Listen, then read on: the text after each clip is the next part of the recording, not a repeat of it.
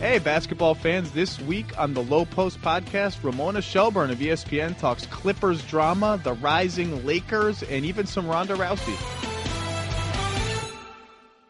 What's up, First Take fam? Guess what? It is Friday Eve, and guess what else is happening? It's going to be a new year and a new look for First Take. We are fired up starting January 3rd. Catch us as we move to ESPN weekdays, 10 a.m. Eastern. We will see you then. But right now, we ask, should Carmelo look to escape from New York? And Raiders or Chiefs, which team wins on Thursday Night Football? Plus, the Giants taking on the Cowboys Sunday. So why can't Odell Beckham stop talking about the refs? Let's get it started.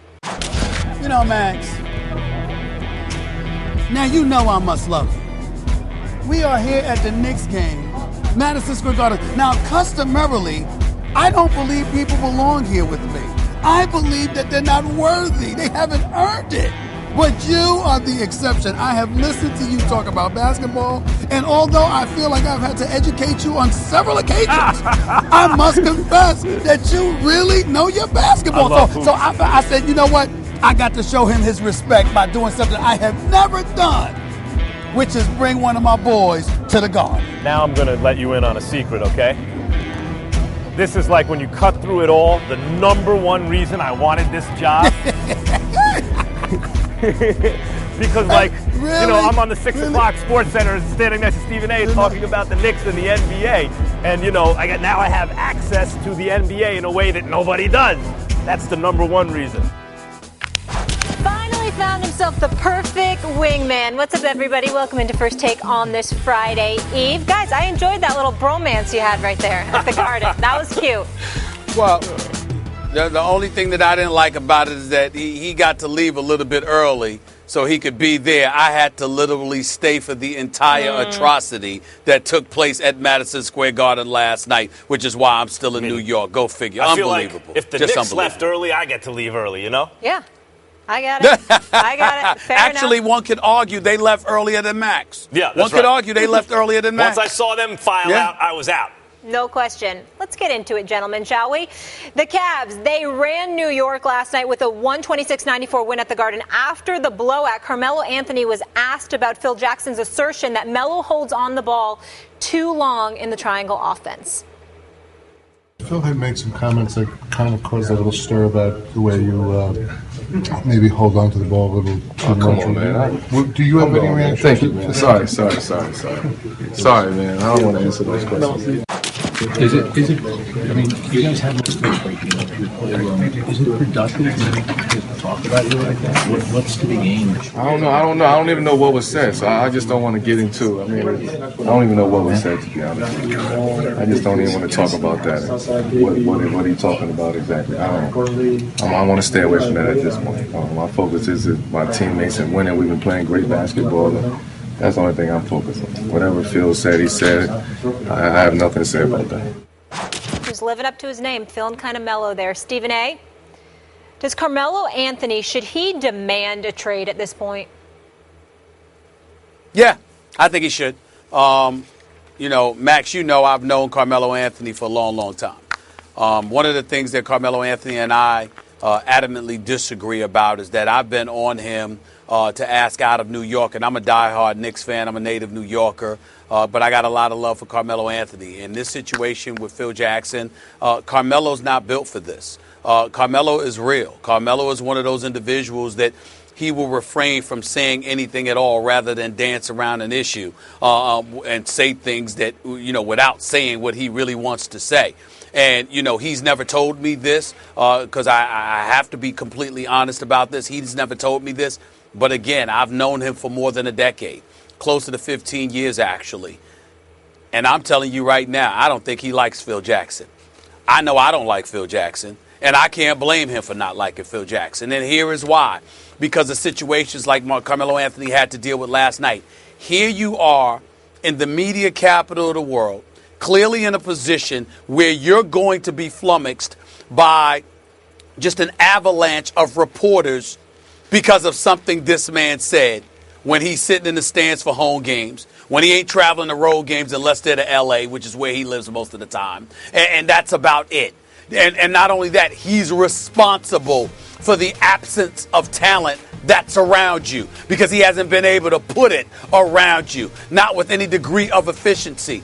It's something that's an absolute joke, and yet Carmelo Anthony has to deal with this. Now, you got to understand, this is entirely different than Chicago or L.A. Yes, Chicago is the second city. Yes, L.A. is the second largest market in the United States of America. But, excuse me, but you notice, Max, the amount of reporters that are there don't compare to the amount of folks covering the New York teams. That's number one.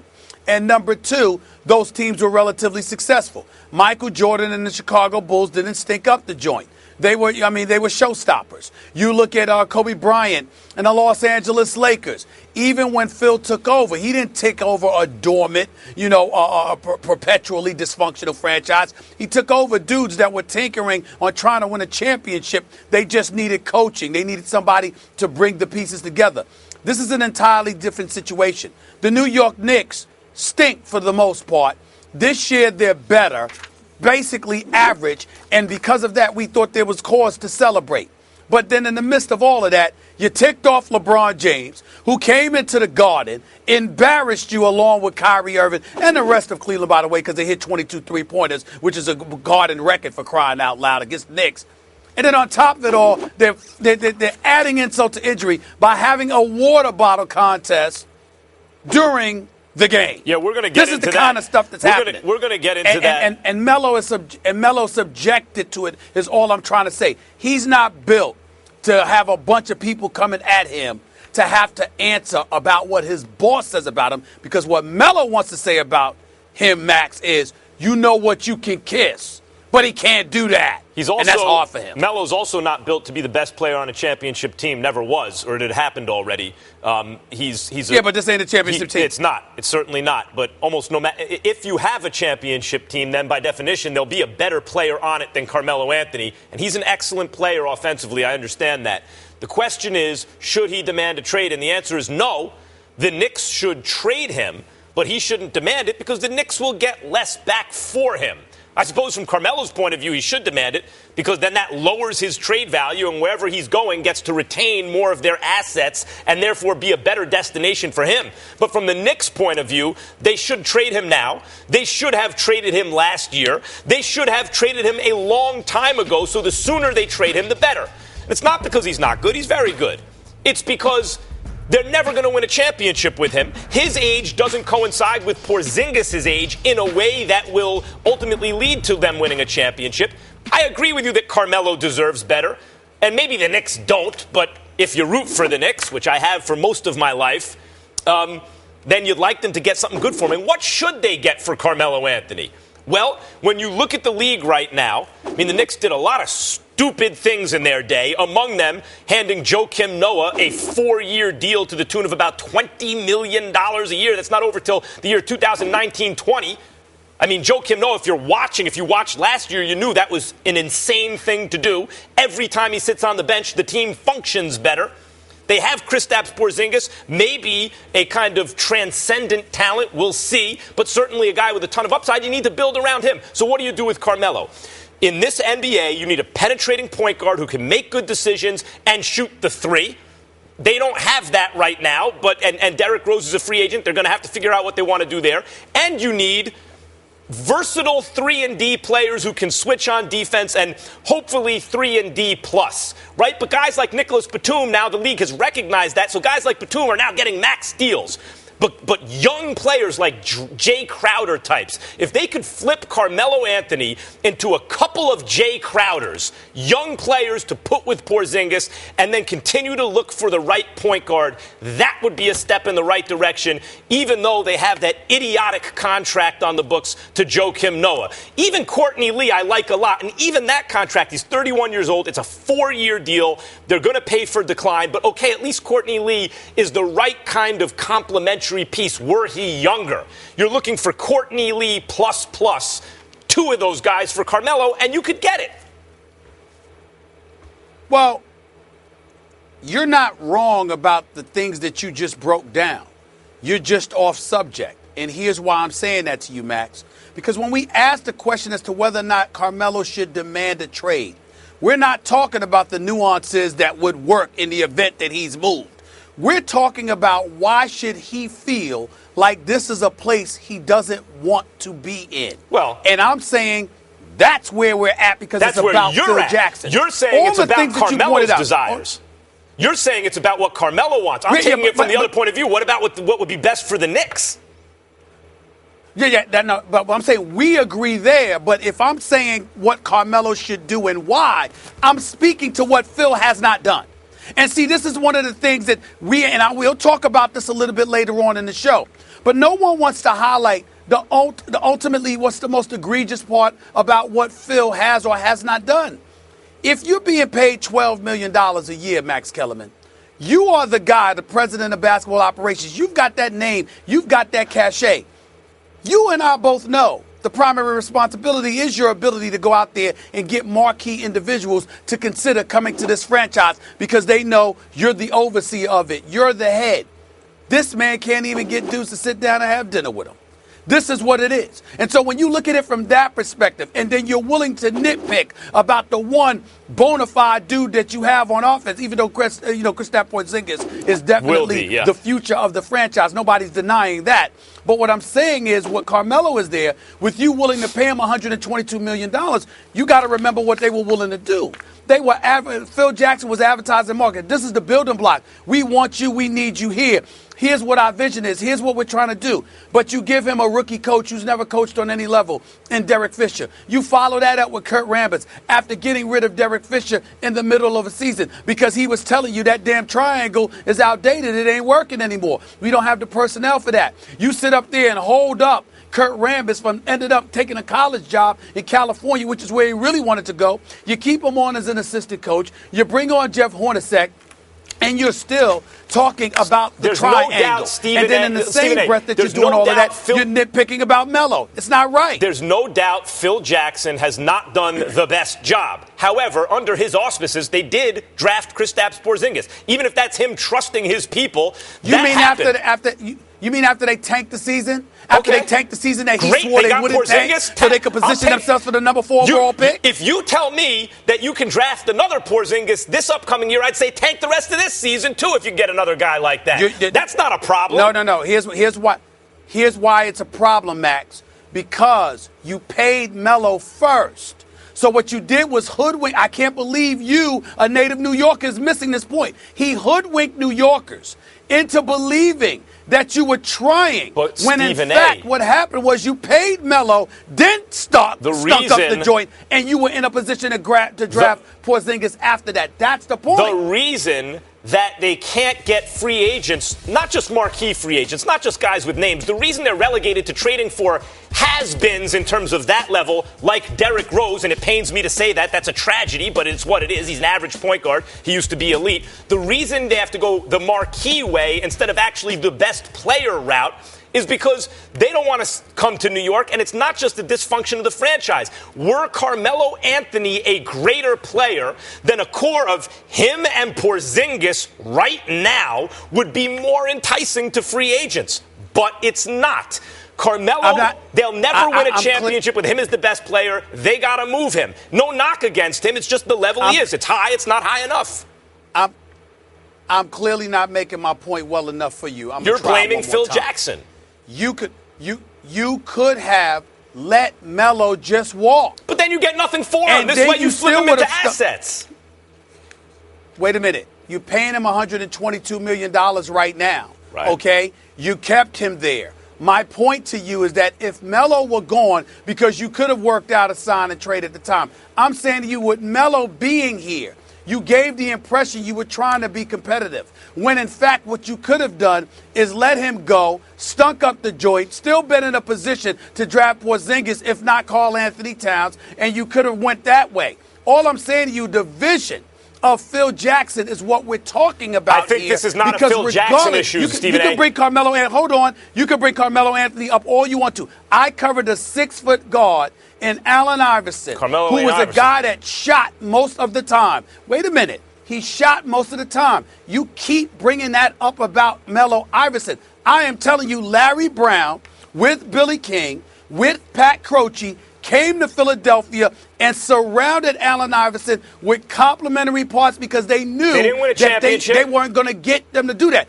That's Phil's job. Yeah, but you're blaming it on Phil Jackson, and that's actually a Knicks bad franchise, starting with James Dolan, arguably the worst owner in sports. That's a Knicks bad franchise issue. This didn't start with Phil Jackson never having the long view and saying, let's get out of a bad deal and start from scratch. This is the Knicks with a rabid, irrational fan base that will sell out the Garden, at least in terms of ticket sales, that will do a number on TV as long as they have the pretense of trying to make a playoff push. So they're never willing to sacrifice the short-term finances of that in order to build for the long run. They're always serving two masters. On the one hand, convince New York you're being competitive. On the other hand, build a winning team. You can't do both. You're wrong. They can't. You're wrong. You're wrong. And here's why you're wrong. And here's why you're wrong. Nobody since the days of Dave Checketts, when Charles Dolan was running the show, not his son James, nobody has had the cachet that Phil had. You cannot ignore. I can understand if Phil hired the Larry Browns or Phil sat up there and had the Jamal Crawfords and the David Lees and people like that. No, Phil brought in, even though he's re-signed Carmelo Anthony, he brought in Derek Fisher, who never coached. He wanted to give the job initially to Kurt Rambis to succeed him. Then ultimately he brought in Jeff Hornacek. When you look at some of the things that Phil has done, you can't blame that on Dolan. Dolan's the owner. He cuts the check. Phil has had autonomy. What has he done with it? You're saying that Phil Jackson hasn't maneuvered with his cachet, with his credibility around the league well enough. I agree with that. But this issue with the Knicks... Well, that's fine. Then why can't we stop there? He's made plenty of mistakes. This issue with the Knicks predates Phil Jackson, and the question is, should Carmelo ask out of town? I suppose you can say, yes, it's in his best interest, but my point is the Knicks should move him and should have moved him long ago. They can't move him soon enough. All right, guys, we got to leave it there. The Knicks... I would remind you, by the way, Molly, I would remind Max Kellerman that the 2 seasons before that, Mike Woodson guided the Knicks to 54 wins and an Atlantic Division crown and a trip to the second round of the Eastern Conference playoffs. Let's not act like Phil. What I'm just saying. The point is that they certainly didn't stink the way that they do now. They should hang an Atlantic Division banner at the Garden. I know this one's personal for you, but we got to move on. The Knicks' 2 largest losses this season have come against the Cavs, and the Cavs, meanwhile, host LeBron's former team in the Heat on Friday at the Q. But that wasn't the only blowout loss on our air last night. The Warriors game was also a lopsided affair, dominating the Clippers at Staples Center 115-98. So both the Cavs and Warriors looking like they're on a collision course for their 3rd straight finals matchup. Stephen A has been lamenting about this since KD joined the Warriors, that they've ruined the season and the excitement is over for his favorite sport. Max, is it true? Is the season over? No, this is amazing. You're getting to see basketball played on the highest possible level. 2 juggernauts on a collision course in the finals. And by the way, if Ali and Frazier are on a collision course for a super fight, what does that mean? Just because no one else in the heavyweight division can mess with them? That you don't want to see any of those fights? If Tyson and Holyfield are getting ready to fight, you don't want to see Smoke and Burt Cooper and Michael Moore knock each other down 5 times, or George Foreman and Ron Lyle in a slugfest? I'll watch the Celtics and the Bucks. Those guys are on TV. That's an interesting game if you like hoops. I mean, there are things to watch all over the NBA. Spurs are playing the Thunder. Am I not interested in that simply because there are 2 teams that are better than those guys? No. All this is, if you're wrapped up in the idea that you already know who's going to be playing in the finals, then I welcome you to most seasons in the NBA where you pretty much know at least the Final 4, the conference finals, from the very beginning, and usually you have a pretty good idea of the finals. So if you're wrapped up in that, and that's going to stop you from appreciating 2 teams as good as the Cavs and the Warriors right now, I don't know what I can tell you. I guess you're not going to enjoy it. I'm going to enjoy it.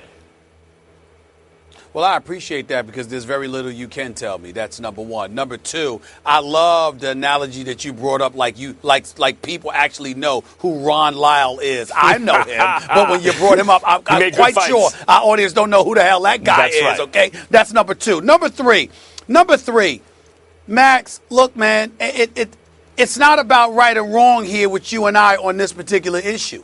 It's about preference. And last night exemplified that more than anything.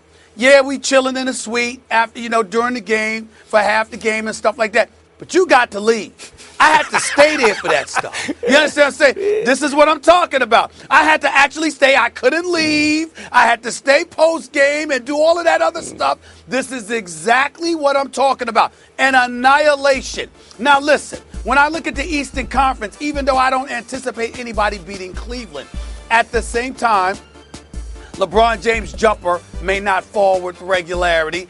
A Kyrie injury is always possible, although I'm not wishing that on that brother. He is so special. You know, Kevin Love showing up, hitting some threes. He's playing we this year. got to hope that continues. Listen, all I'm saying to you is this. When you look at the Eastern Conference, clearly Cleveland's the class of the conference. There's no doubt about that. But Golden State is on another level because there is no Clippers in the East. There are no San Antonio Spurs in the Eastern Conference. But they are in the West, and they might as well be in the East because how they look in the West. Now, in the case of the Clippers, I'm talking about because we all saw San Antonio blow out Golden State by 29 opening night. But at the same time, we don't anticipate that this will last, not based on what we saw LaMarcus Aldridge do in the postseason last year, those last 4 games against OKC. Having said all of that, the greatness of Kevin Durant and Steph Curry and Klay Thompson, the movement of the basketball and the unselfishness by these guys. It is beautiful basketball to watch until it gets to a point where you look at it and say, damn, this is really bad. This is embarrassing. There's nothing that you can do. I told you they took the suspense. Kevin Durant's move to Golden State took the suspense and the theater out of it. I am watching a Golden State Warriors team and literally looking at them toy with a championship contender. And I'm saying to myself, my God, this is so bad, I don't even know what to say. And then the only hope that we would have for the Clippers is if Blake Griffin elevates himself to a superstar, helps them slow the game down because this dude is dominating in the post. And what is he doing? Shooting fall-away jumpers over dudes half his size. I mean, it's just embarrassing. Yeah, I'm with you there, but let me follow this logic. I'm with you on Blake, but let me follow Go ahead. As far as performance last night. That's on Doc, too. We'll get into that later also. But let me get this logic. How's it on Doc? Well, we'll get into that. We're going to be talking about that. You want to do it now? I mean, let's look at this logic that you're using here. In the Eastern Conference, the Cavs are playing in a weaker conference, so you really don't hold it against them that they're as good as they are. In the Western Conference, the Warriors, by acquiring Kevin Durant, even though it leaves them vulnerable defensively in certain ways, but by acquiring Kevin Durant, you assume, especially by the time the playoffs roll around, they'll be even better than they were, and that was good enough to get through everyone in the West last year, and after all, they took the best piece off of the team that almost upset them in the West, so it's just a foregone conclusion. So, but generally, a team that good in one conference, I would assume for you, would be okay so long as the team in the other conference might get upset. But in this case, you feel that both teams are so good it ruins the regular season? There have been plenty of seasons, in other words, where a team in one conference or another, the Lakers, the Bulls, whoever it was so good you knew they were coming out of that conference and you were okay with it. Now suddenly you're not because in the other conference there also exists a team like that? I don't get it. Well, I'll help you get it. Number one, I think that, first of all, other teams were built. In the case of Cleveland, that's different because LeBron left South Beach. There was drama as to why he left South Beach, going back home, somewhat nostalgic and things of that nature that factored into the equation. So you're thinking about more of it than just basketball. You're thinking about what his winning would do for Northeast Ohio. You're thinking about what him winning and bringing a championship back to the city of Cleveland for the first time in 52 years would mean. You're thinking about all of these different things. In the case of, and not only that, you were also thinking, as much as I did not feel this way because I absolutely loved him in South Beach, I'm damn near still mad at him for not being in South Beach because I have no really reason That's to what you really mean when you say the regular season is ruined. That's what you really mean. Well, that hurts. Well, that is a point. That is a valid point. You don't need to be at South Beach. That does play a factor. That does play a factor. Yes, I do, actually. I really do. You don't. But the point that I'm trying to make to you, that's the point. With Golden State, Kevin Durant leaving a championship contender, up 3-1 in the conference finals, to go to the team that beat him who happened to be 73-9 and the reigning defending NBA champions at the time. I mean, it's unbelievable to me.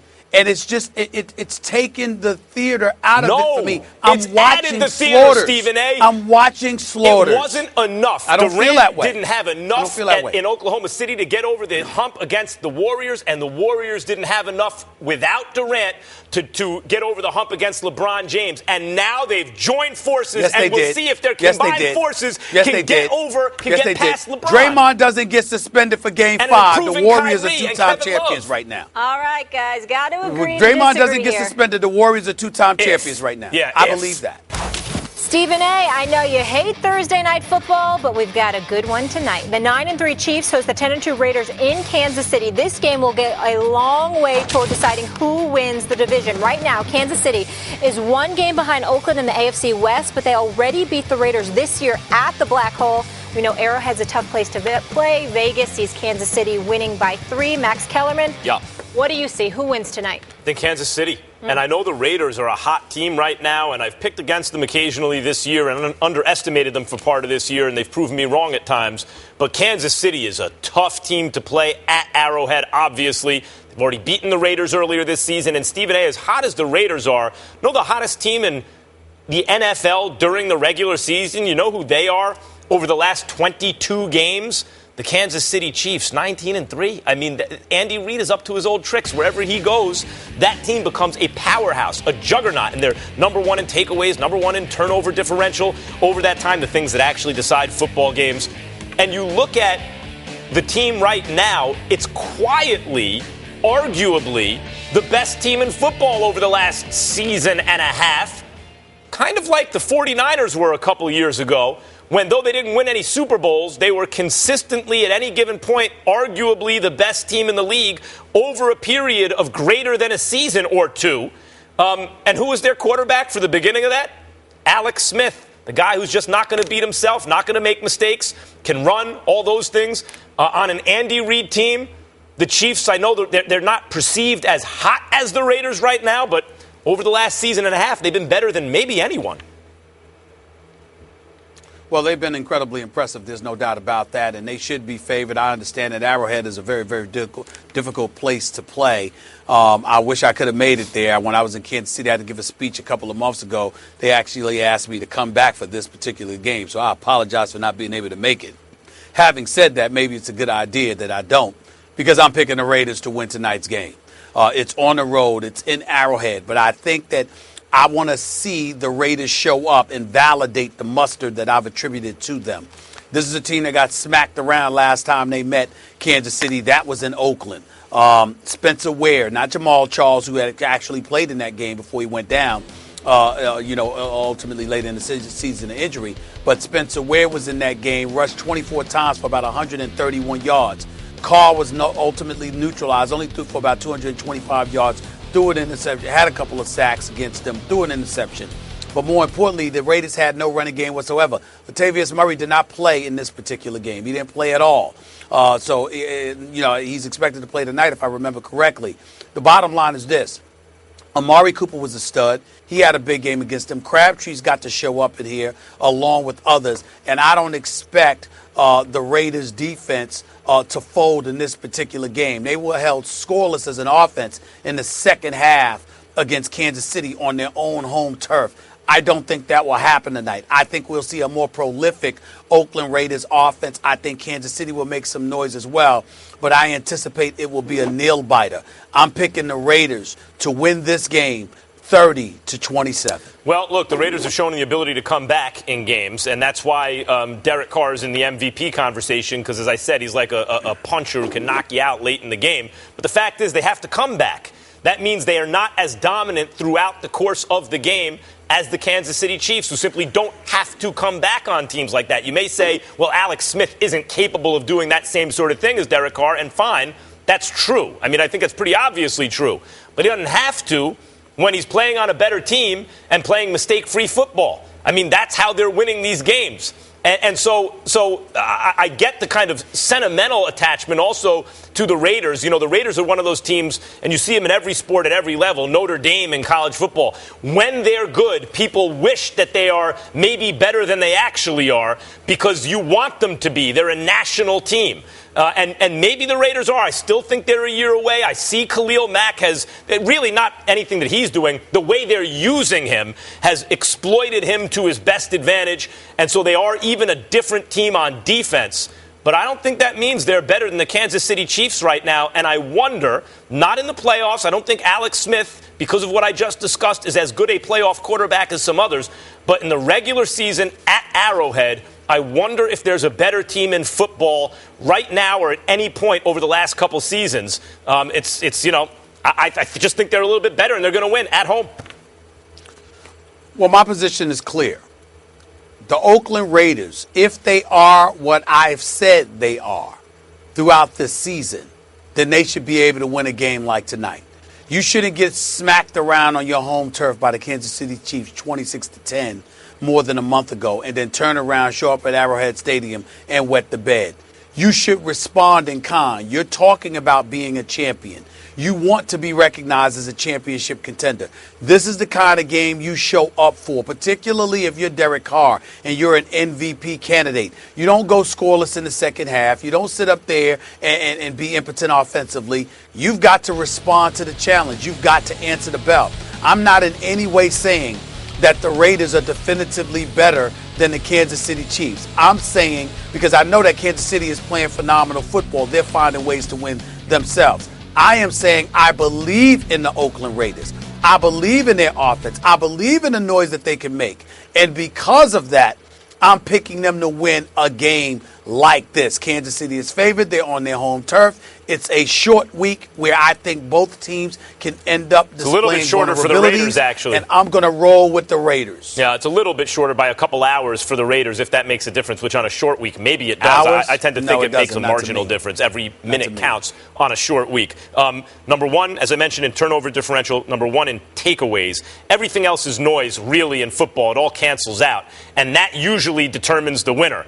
And Kansas City Chiefs number one in that over the last 22 games, which is why they have the most wins over that time and the best winning percentage, obviously, over the same time. I think they're a better team. We'll see. College football lives here. One win from a perfect season. MAC champion Western Michigan sets their sights on Wisconsin. Wow! Can they knock off the Badgers and one of the nation's fiercest defenses? Throw downfield. Oh, and it's picked off. Stepped in front of the receiver. Intercepted. The Goodyear Cotton Bowl Classic. Coverage begins Monday, January 2nd at 1 Eastern on ESPN and on ESPN Radio. Odell Beckham Jr. was livid after the officiating in the Giants loss to the Steelers this past Sunday, and he made it known post-game. Now, ahead of the big NFC East clash with the Cowboys, he addressed the ref situation yet again. It doesn't surprise me. Like I said, everybody knows what's going on the field. Everybody could see it. Stevie Wonder could see it.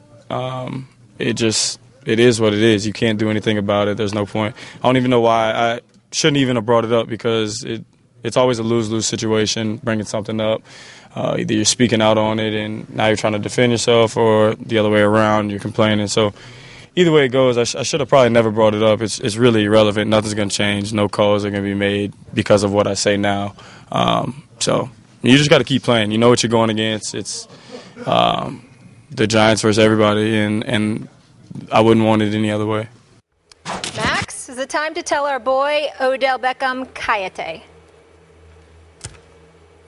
Odell, you just said I shouldn't have brought it up. It wasn't going to make any difference anyway.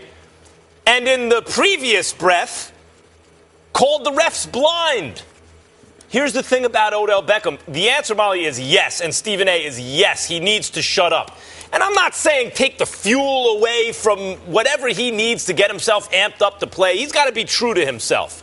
But in terms of calling out the refs, shut all the way up. Odell, what are you doing? Stephen A., he's already, and we've been back and forth about this, he's the best receiver in football. And by the way, I think if you put everyone on a lie detector test, they would all say the same thing.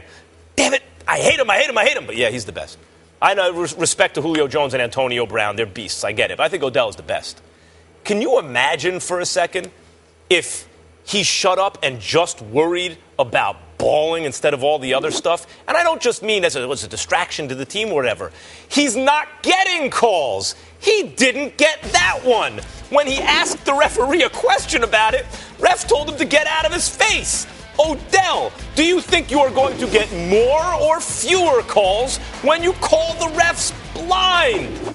Smarten up. What are you doing? Already the best. If he just quieted down and maybe got a couple of those calls, he'd be even better. I don't know why he continues to do this. I disagree with you.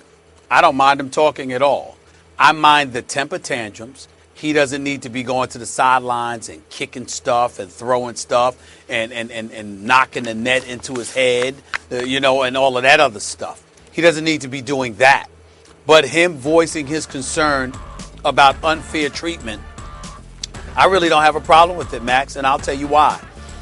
Speaking to some folks from the league office over the last few months, one of the things they've religiously talked about is how they view all the calls, a lot of non-calls, and how the officials are critiqued every week, every single week. They go through every single game with a fine-tooth comb. They highlight what is made, they highlight what is missed, and the officials are judged accordingly. And it has something that has some impact as to whether or not they'll be around in the future.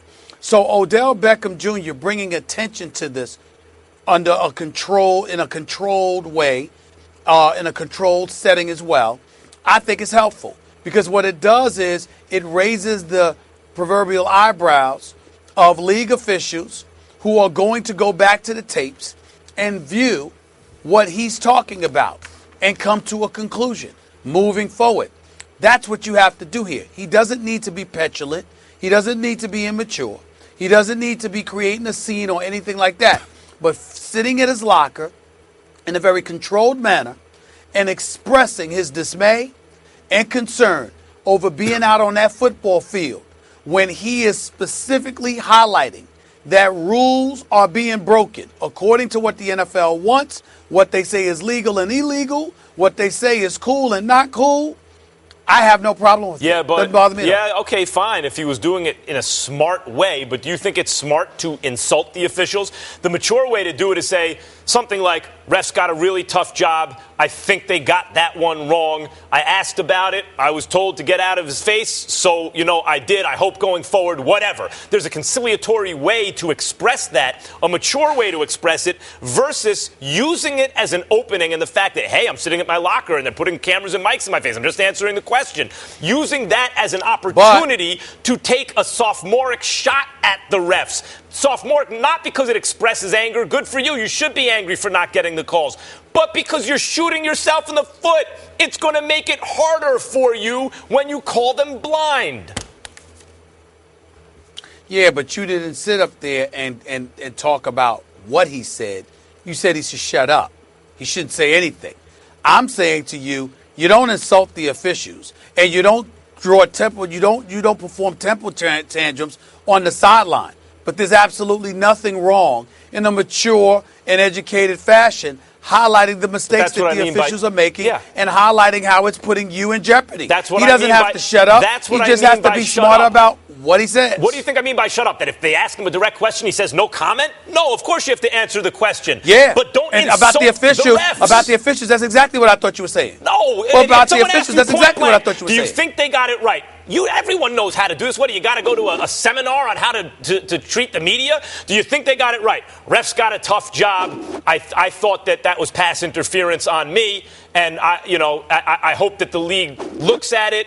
Whatever. You can do it in a way that doesn't make it harder for you, because what it shows me in terms of the issue of maturity is that you don't want to postpone gratification, which is really the hallmark of maturity. He feels angry. He wants to express it right then because it feels good to him in the moment, without forethought about how that's going to affect affect him down the road. That is the definition of immaturity, and I would like him to respond maturely so that this transcendent talent at the position can stop this argument about who's better, him, Antonio Brown, or Julio Jones, and take his rightful place in the hierarchy of at least receivers in the NFL as the number one guy.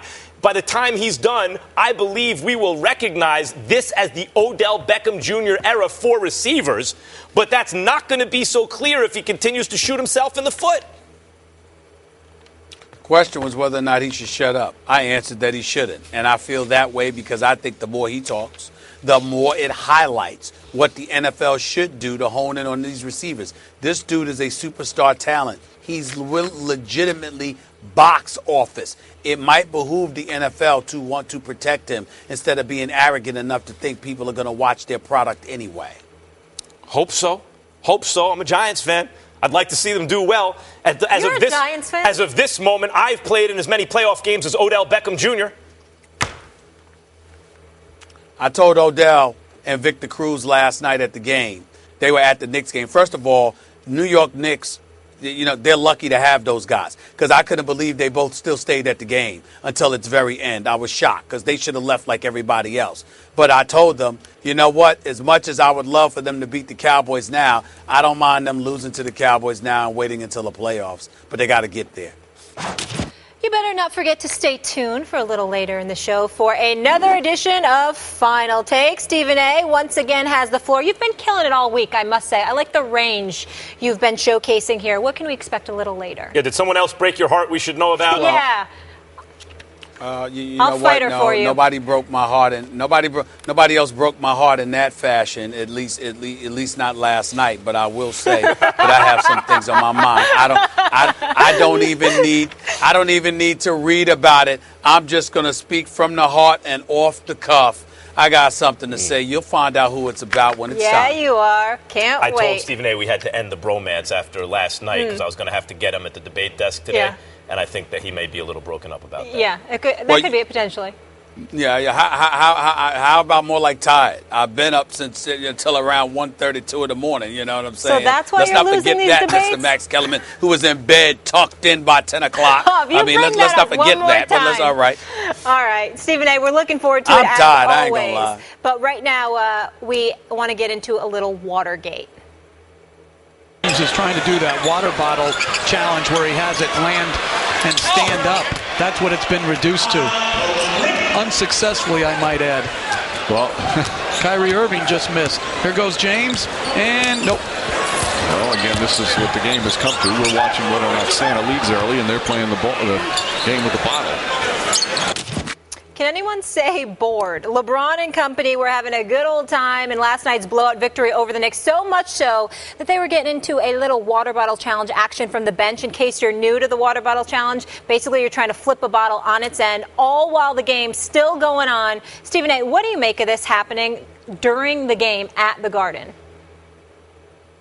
They were not bored at all. They were having fun and perfectly willing to humiliate the Knicks on the basketball court and humiliate Phil Jackson in front of Garden fans. LeBron James is a professional extraordinaire. He's incredibly classy. He's one of those individuals that would respect the competition enough to refrain from doing that kind of thing during a game. Yeah, feigning the pictures and having fun and doing all of these little handshakes and all of that stuff before a game is different. But once the game has begun, once the game is in process, he would never be so flagrantly disrespectful. This is emanating from what he perceived to be Phil Jackson's disrespect towards him and his quote-unquote posse.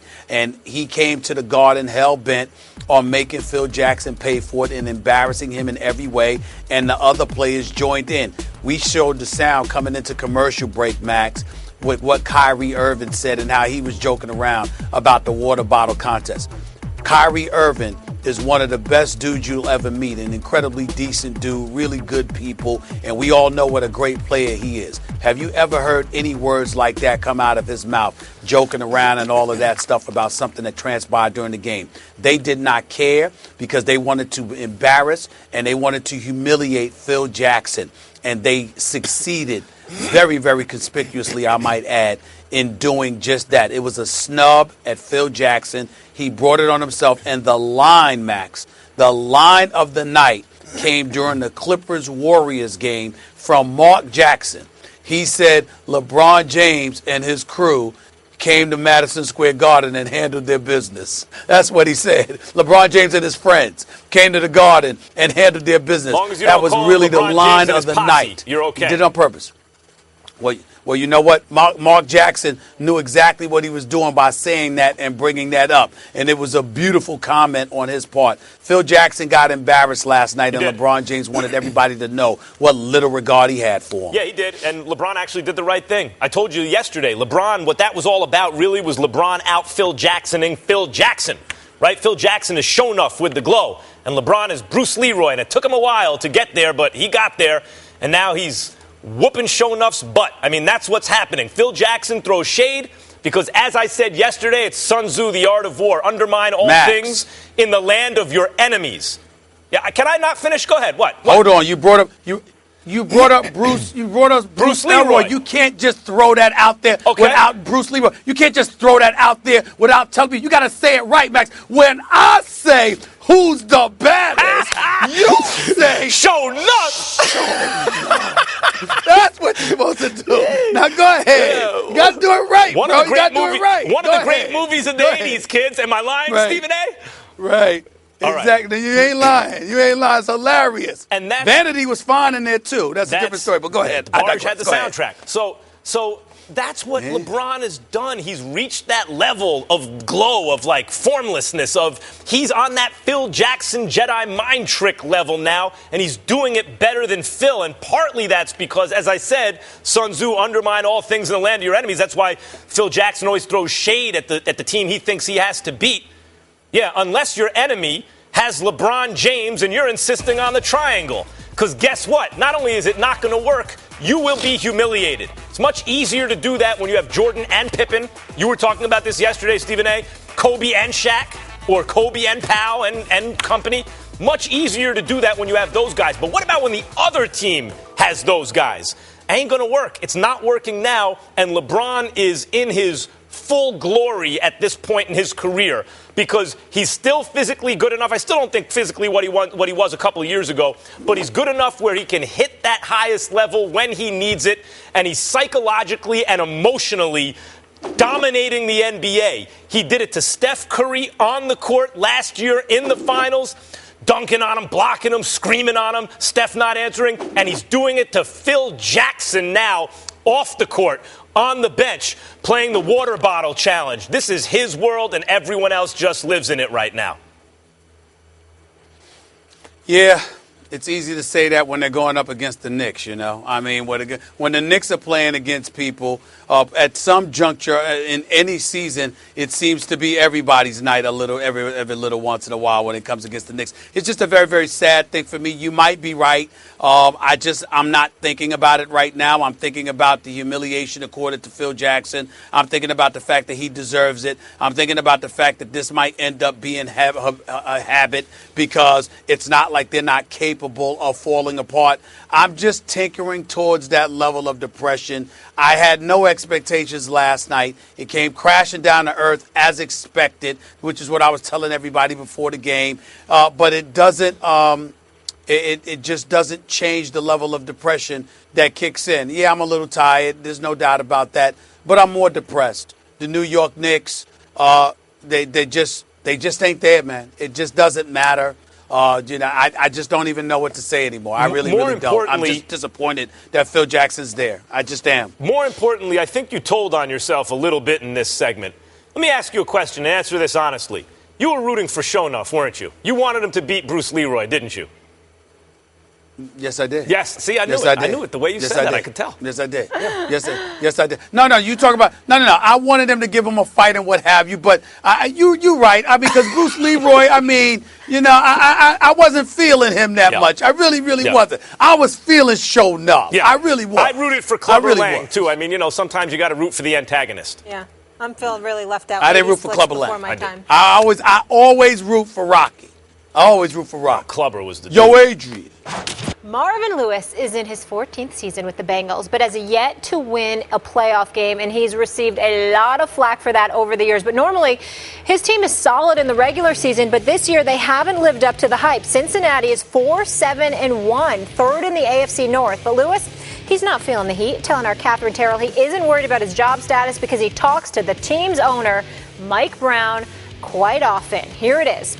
I report to Mike, and that's all that really matters that way. I think the thing with Mike is that he's been in this business a long time, and he takes every loss as hard as I do or anybody else does here. But on the other hand, he trusts me to move the football team in the right direction. That's the commitment that he's made to me, and that's the commitment I've made to him, to get his football team in the playoffs, through the playoffs, all the time, and be world champions. Stephen A., what's your reaction to Marvin Lewis saying that he has no concern over his job status? Well, I think it's a disgrace. Marvin Lewis should have been fired years ago.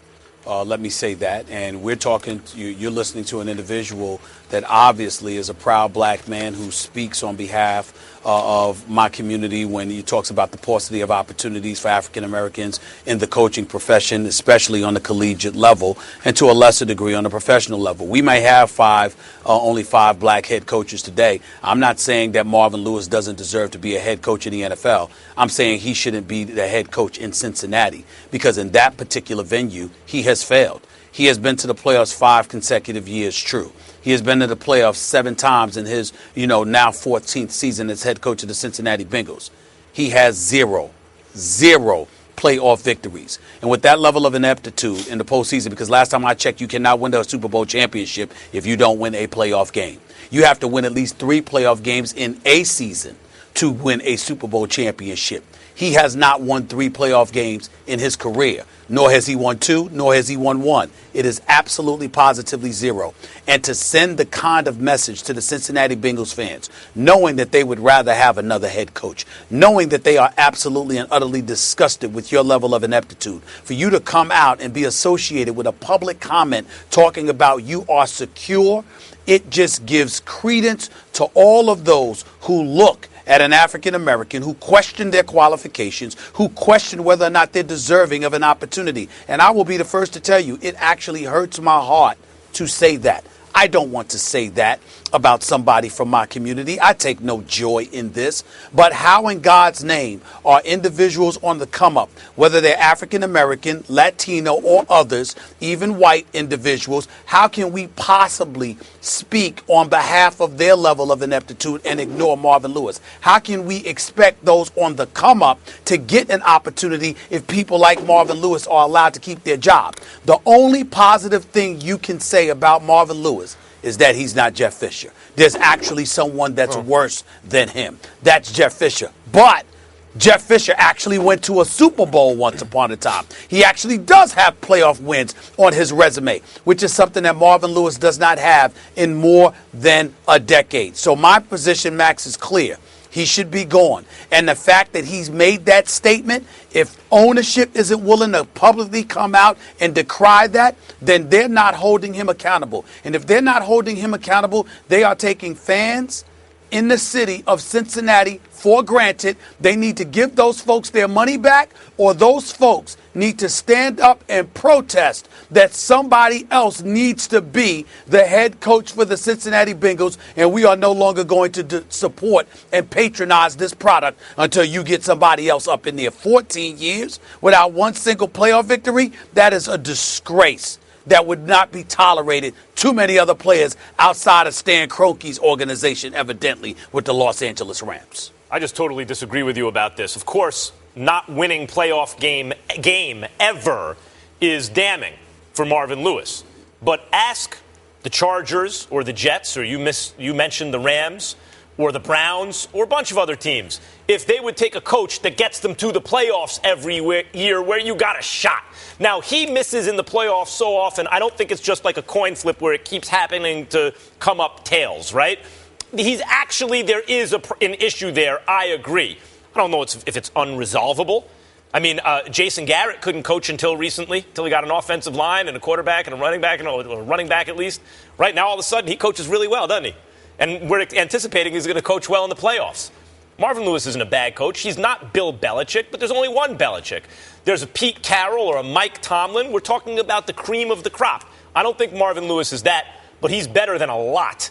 And then there's the kind of sad commentary about the reality of race in this country and the history of race, where if you see an African-American head coach or an African-American person in a position where African-Americans are underrepresented, then there's this sense that they have to achieve out of proportion in order to justify keeping the job, or at least they are not allowed to fail as much as maybe a white counterpart. You brought up Jeff Fisher. And while that may be the reality in terms of the way it feels for African Americans and the way the power structure actually treats that issue, that doesn't mean that's the way it should be.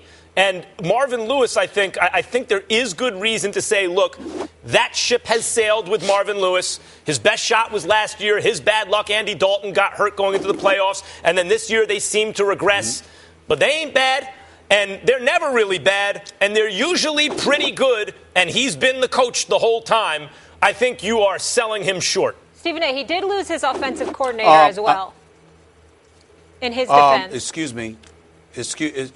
He has no defense. He lost his offensive coordinator one day. He lost Hugh Jackson last year. He lost Jay Gruden a couple of years before that. He lost Zimmer, a defensive coordinator. But the point is, at one time he had him and still didn't win a playoff game. There's no defense for this. And by the way, Max Kellerman, I never said that he does not deserve to be a head coach. I did not question the football credentials or qualifications of Marvin Lewis as a head coach. What I'm saying is that your record in this particular locale mandates that somebody else get a shot at the job. If you've had 14 years and you still can't win a playoff game, that is more than enough to justify booting you out the door and giving somebody else an opportunity. Now, an organization that never makes the playoffs might ultimately follow up by hiring you. I would have no problem with that. Okay, fine. You're not accustomed to making the playoffs. Marvin Lewis clearly has proven he could get you to the playoffs. That's fair. But in terms of winning a playoff game, you got 14 years in a particular locale and you can't win a playoff game? That's fair. Y'all going to actually argue with me about being unfair to Marvin Lewis? No, that's fair. And I said the ship may have sailed this year. Last year looked like the opportunity. The window closed when Dalton got hurt. They regressed. That may be it for Marvin Lewis in Cincinnati.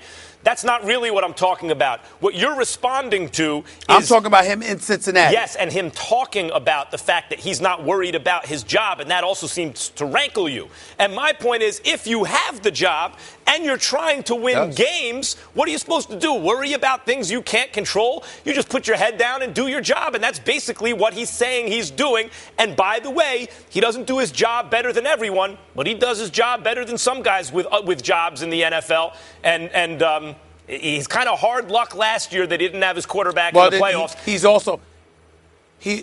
is also a dude that religiously accepts less money than typical head coaches are paid, which is why he keeps that job, because he comes cheaper. Good and strategy. More importantly, he uses his position, and I'm telling you what I know here, inside information here, he uses his position, according to numerous players that I have spoken to try to encourage them to accept less than their market value. Why don't you take this money? It's a good offer. Why don't you accept it? Why don't you be grateful, as opposed to them getting what their earning potential and marketability would allow? This all in the midst of you repeatedly failing to win one single playoff game in 14 years. Please, somebody needs to go someplace with that. Marvin Lewis needs to be gone in Cincinnati, period. Patriots players also take discounts. Stephen A., you mentioned the lack of minority coaches. I want to go a step further on this subject right now.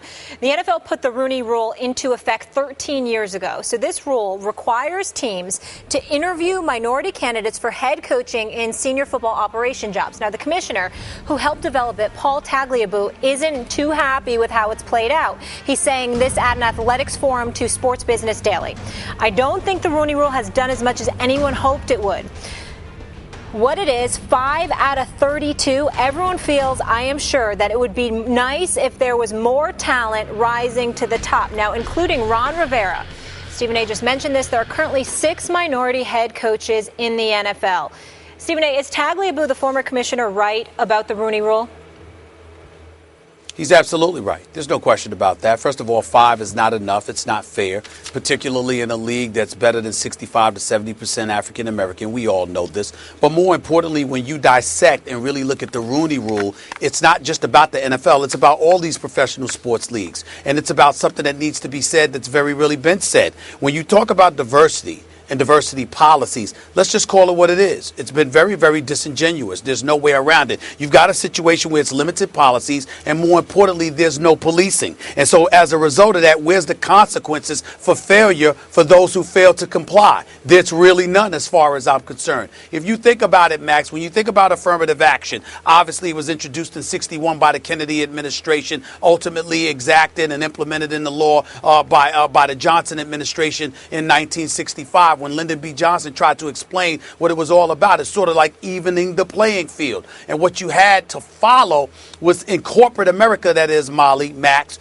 is a centralized policy, whereas you literally attached incentives to the policy to sort of provoke executives to do the right thing. For example, they would have things attached to their bonuses. Your bonuses were bigger. If you addressed things, people called it quotas and things of that nature because they were trying to knock it down and decry it. But ultimately, individuals who were otherwise prone to be unfair were incentivized to be fair because they had things attached to it from a bonus perspective. You don't have that going on here. There's no individual in the league office, whether it's the NFL, the NBA, Major League Baseball, that I've heard of. Now, the NBA doesn't need it because they have a great record on issues of diversity. But when it comes to Major League Baseball, when it comes to NFL, when it comes to other sports, where's the centralized figure? Where's the individual as the overseer? Where's the office that focuses on it to make sure that candidates like general managers, not just coaches, but general managers, scouts, player personnel directors, et cetera, that you have these individuals inserted on a list where, you know, there's a bunch of qualified candidates to speak of. When we were in Pittsburgh, doing the show from Pittsburgh, it's one of the things during my radio show there that I sat down and spoke to Mike Tomlin about. He was very passionate about it, and he spoke about those things, along with a bevy of other African-American coaches who have called me off the record. The bottom line is you have a situation where it's left up to the devices of individual teams and individual owners who are not prone to do the right thing, which they've shown on many occasions, and they still continue to show. The question, we're talking about here is the Rooney Rule and the idea that Tagliabue thinks it's, hasn't been working the way it's intended. Is he right about it? No, I think it is working the way it was intended. I think listen, we had Bill Polian on the other day, and he talked about they need to get the pipeline full of talent, which they haven't done a good enough job of, et cetera. But when I asked him point blank, and this happens whenever I ask executives whose hearts are in the right place, it seems to me, about that. No, the Rooney Rule is a necessary first step. The issue is it's not the only step that needs to be taken. I mean, and that includes, by the way, challenging implicit assumptions that people who are in positions of power have about race. There are many aspects to it and many different kinds of avenues of attacking the problem. And the Rooney Rule was an important and effective first step. But it's not like you can just come up with that rule and racism is over. It doesn't work that way. We're not post-racial, and that's not the only thing that needs to be done. The question as to whether it's been effective, I would say yes. You brought up Mike Tomlin, who, is it ironic or is it fitting that Tomlin gets an interview with the Pittsburgh Steelers, Rooney, and as a result of the interview gets the job. And there are other examples of that, and I think that that's been a good thing, but clearly more must be done. But I think you're misconstruing what Paul Tagliabue was answering. We're not. Paul Tagliabue, myself, and others would never say there's been no benefit to the Rooney Rule. If I thought there were no benefit, I would have said that when Bill Polian was on our show last week. That's not what we're implying here. What we're saying is, although there was progress from the Rooney Rule's inception, as we look at it now and the advancement one anticipated would ultimately take place, that's what's not happening. By mere virtue of the fact that Bill Polian said that there's a pipeline that needs to be addressed and improved and buffered. The fact that in the year 2016, we still don't have that in place, that infrastructure is not there, that those things are not being addressed, that things are not being centralized to such a degree where teams and owners can be held accountable for unfair practices, for example. Those kind of things have to be addressed. The Rooney Rule was supposed to eradicate the need for any of that. But by virtue of the fact that there is still a need for that, highlights the fact that people are still not about doing the right thing. Well, I think that's the issue here that Paul Tagliabue was speaking to. And okay, fine. I find that hard to disagree with, right? But I think my big point, at least about this subject, is the Rooney Rule is excellent. It's good that it's implemented. It's had a positive impact. Much more needs to be done.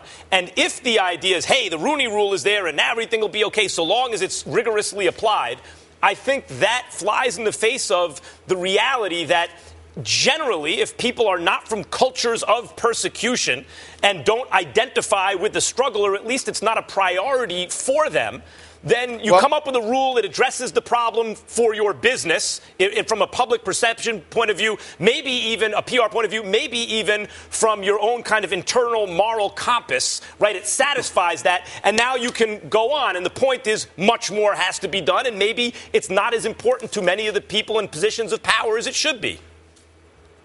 Well, exactly, Max. And that latter point is why what Paul Tagliabue said is so profound. Because the rule is in place for you to exercise a level of fairness. But the fact that you're unwilling to do so speaks to the heart and the soul, or the absence thereof, as it pertains to this particular issue. So when you have a league who's profiting off of the very kinds of folks they want to alienate from positions of influence or power, that's why things need to be centralized. That's why the importance of it needs to be elevated. And that's why it's important what Paul Tagliabue said, because he's saying that what it was intended to accomplish, ultimately it's not doing so because it hasn't legislated the heart and soul of people the way we were anticipating it would. And ultimately that's going to be a problem considering the demographics that exist in our league. I totally understand that, and I applaud him for saying well, so. He brought attention to it.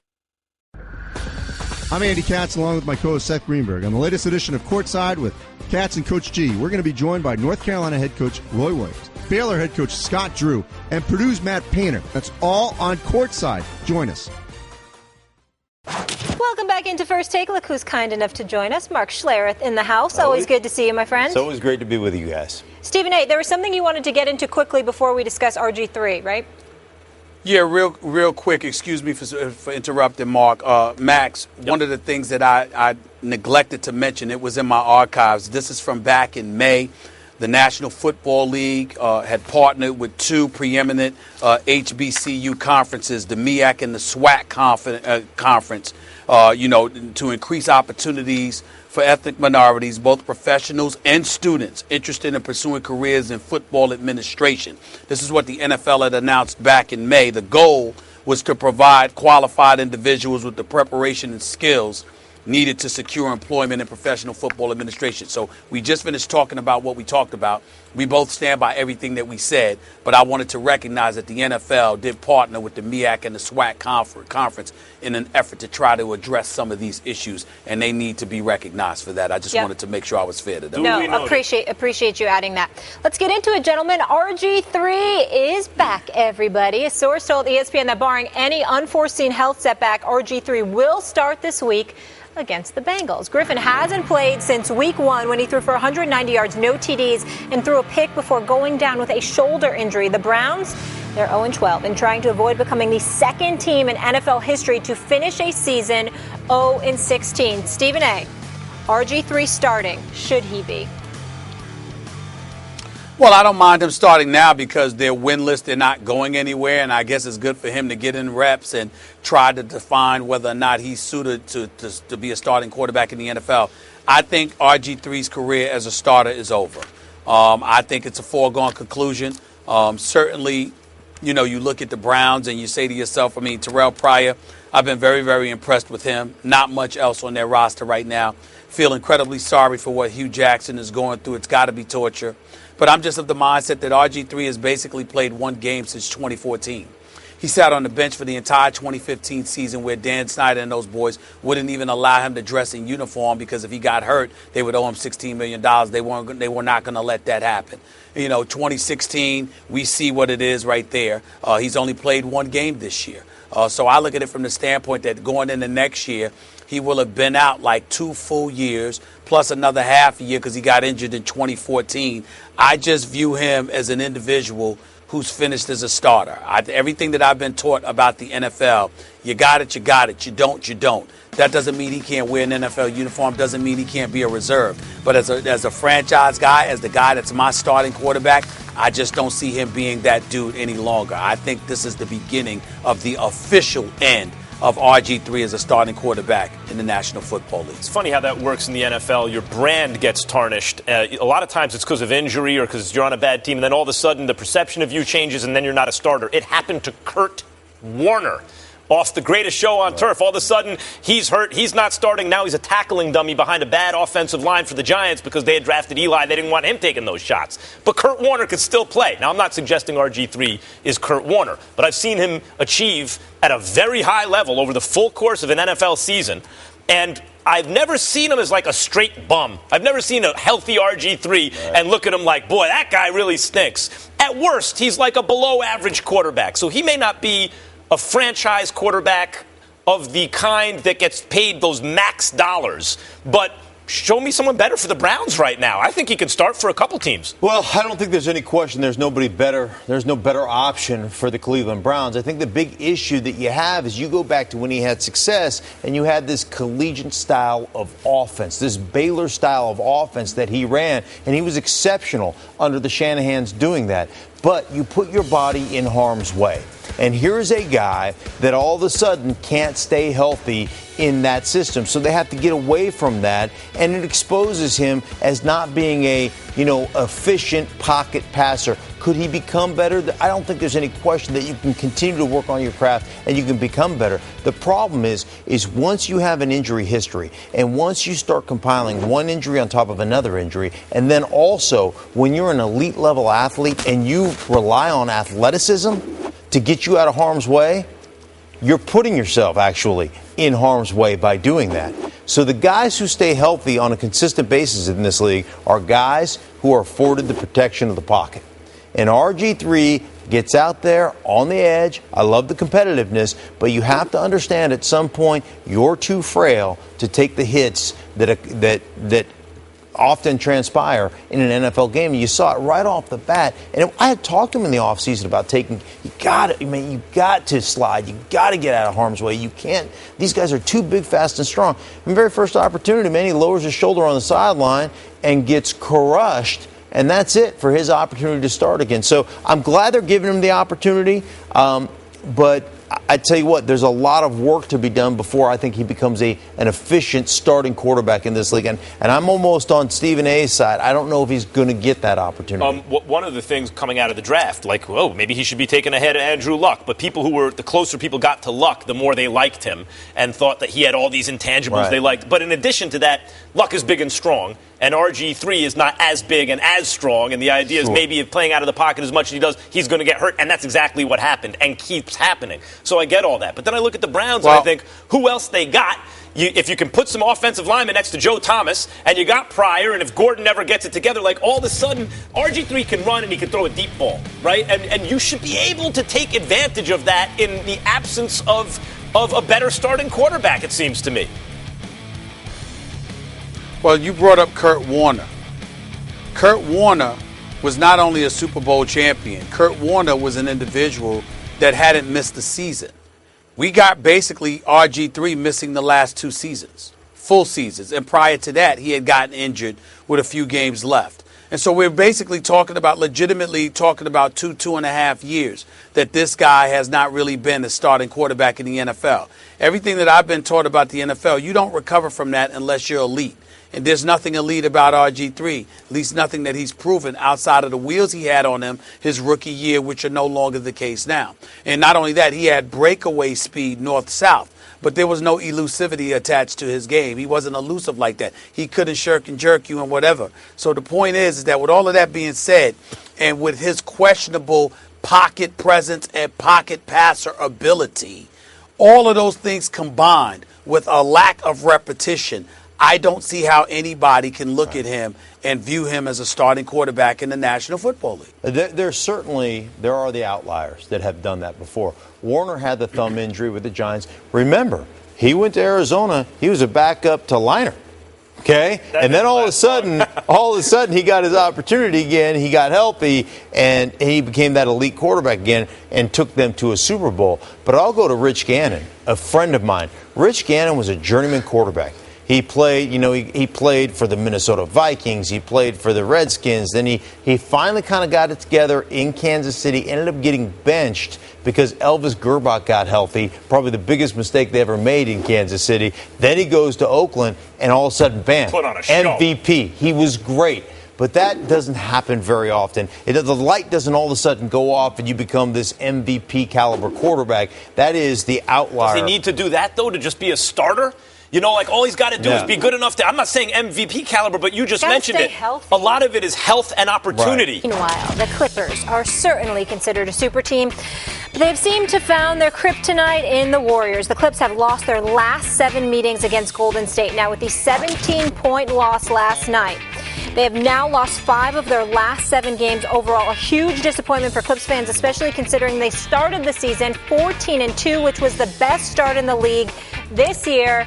Max, break it down for me. What's wrong with the Clippers? Well, last night, the Clippers are a very good team. Their issue is they're going to have to match up with the Warriors if they're lucky and they get that far in the Western Conference Finals, which they may not because, as usual, the Spurs are excellent, right? But so the question is, how do you match up with the Warriors? And going into this game, I was talking about the Clippers' defense and loud and constant communication, that type of stuff.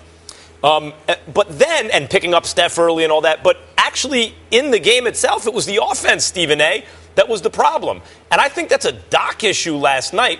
Why wouldn't you use Blake in the interior? You post Blake up to collapse the defense. You want to get Golden State into rotations defensively, not just allow them to stay along the perimeter where they can be disruptive. I don't understand what that's about. And if you're Blake Griffin and Doc's not calling it, why don't you get in the post and get in the paint and demand the ball? So I don't. It was curious to watch. How do you think you're going to beat Golden State or even compete with them? Going in, I thought it would be a defensive issue. Coming out, I think it's an offensive game plan. It was discouraging to see if you're a Clippers fan, which I'm not. I mean, the jokes on them, I usually think it's funny, but it was strange to watch. Max Kellerman, this ain't that complicated. Blake Griffin's got to attack the basket. He's got to stop settling for jump shots. And he has to embrace the fact that he is supposed to be the superstar that is the difference maker. Chris Paul has Steph Curry to deal with, and to a lesser degree, Klay Thompson, or a more degree, because Klay Thompson is defending him sometimes, because they always put bigger guards on an opposing offensive-minded guard if you're the Golden State Warriors, and Chris Paul has to deal with that. DeAndre Jordan is a liability because he has no offensive skills whatsoever. He can dunk the ball, great rebounder, great defender, great shot blocker, but he has no offensive post game to speak of at all. So it all comes down to the shoulders of Blake Griffin, who clearly was satisfied shooting jump shots, which makes no damn sense whatsoever. And then when you combine that with the fact that you've got a situation where they've now lost 7 straight to the Warriors, that's number one. Number two, Steph Curry missed all 8 of his three-point shots. And in games at the Staples Center this year, the dude is 4 for 28 from three-point range. Kevin Durant shot 29% from the field last night. It was his worst shooting performance of the season. So Steph didn't have a great game. Kevin Durant didn't have a game. And they were still blowing the Clippers out. This is just bad. And it comes down to, you can talk about the bench, all of that's true. The bench has to be up. JC and Spates and all of those boys have to do something for you. Chris Paul's got to elevate his level of play. DeAndre Jordan has to get an offense. He's not going to do it because he hasn't done it at this point in his career. No need to expect it for the rest of this season. but it comes down to Blake Griffin, who's approaching a final year of his contract. He's going to be a free agent this summer. Remind us all of the superstar we thought he was going to be, and responding to challenges like this, which he clearly did not do last night. That's what this comes down to. This ain't about Doc Rivers. This is about a player that's a star needing to be a superstar. Yes, I agree with that. Failing Doc Rivers using him properly in a game like that. I mean, Blake is a very well-rounded game. He showed that last year, and when he needs to be explosive, he did that in the playoffs too, or showed he's capable of doing it. But the advantage strategically that the Clippers have over the Warriors is their size. So if you're the coach of the Clippers, and Doc has forgotten more basketball than I'll ever know, I understand that. That's why it's curious to me. If you're the coach of the Clippers on offense, why don't you use the size? That's your strategic advantage. And he didn't, and it played right into the Warriors' hands in terms of the way the Clippers played offense. And that's why I think it's primarily Doc. Secondarily, if Doc's not calling it, then Blake's got to insist on the ball down there, which he also didn't do. We agree about that. I'm trying to be clear about something. Are you saying that Blake Griffin didn't get the ball enough? Not down low. Whose fault is that? Blake Griffin barely goes down low. I agree. Blake That's Griffin also is perfectly comfortable on the perimeter. I agree. Too comfortable. But what I'm saying, but if you're comfortable on the perimeter at 6'10", with a dude about 4 inches shorter than you, short of benching him or knocking him upside the head, what are you supposed to do? By the way, DeAndre doesn't have a post game, but if he catches the ball in the paint, he scores it. You have size. I got to cut you short because we got a special segment coming up. When we come back, we wrap the show with another installment of Final Take. Don't miss Stephen A's closing remarks, always strong when First Take rolls on. You are so disrespectful. He is going to fall off a cliff. Shut the hell up. That's not even close to my best. I don't give a damn. They know exactly where I stand.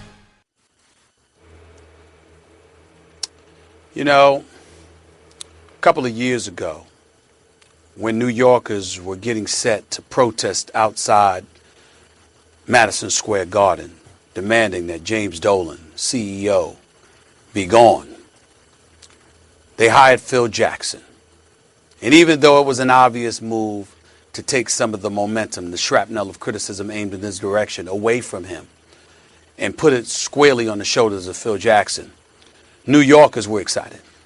We were ecstatic because we had an 11-time champion in New York, and we believed in all of our hearts that there was no way in hell that Phil Jackson, an 11-time champion, somebody that coached Michael Jordan to 6 titles, Kobe and Shaq to 3 more, and then another 2 to Kobe with Pau Gasol, Andrew Bynum, and the crew. There's no way on earth that he would settle for just being the executive of the New York Knicks. Somehow, some way, he would get some help for Carmelo Anthony. He would be quick to return to the coaching seat and ultimately restore New York Knicks and its fan base to glory once more. It hasn't taken us long to figure out that's not going to happen. And it's not just because Phil Jackson refuses to coach. It's because he won't admit that he refuses to coach. He'll tell us he's not going to coach. But even as the president, he's picking the coach, and the coach has to implement a system, even though coaches like Derek Fisher and others have told him that system is no longer going to work, that the triangle has passed us by. Phil Jackson won't listen.